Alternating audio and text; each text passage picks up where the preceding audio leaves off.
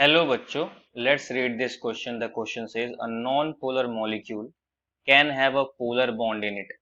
हमको बताना ये स्टेटमेंट करेक्ट है या इनकरेक्ट है. इसके लिए हमको पता होना चाहिए की कॉन्सेप्ट क्या है.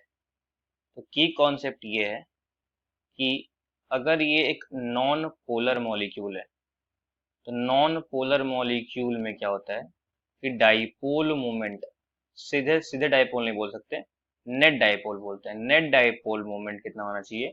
जीरो होना चाहिए.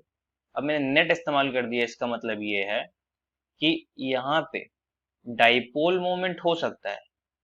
डाइपोल मोमेंट हो सकता है. मान लीजिए कि डाइपोल मोमेंट है, एक का डायरेक्शन इधर है, एक का डायरेक्शन इधर है, तो नेट डाइपोल किधर आएगा? जीरो आएगा.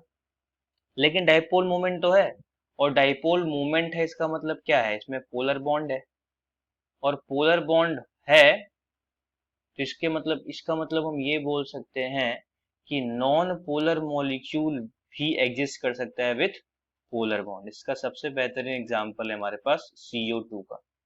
CO2 में क्या होता है कि C और O ये भी पोलर है, और ये भी CO दोनों पोलर है.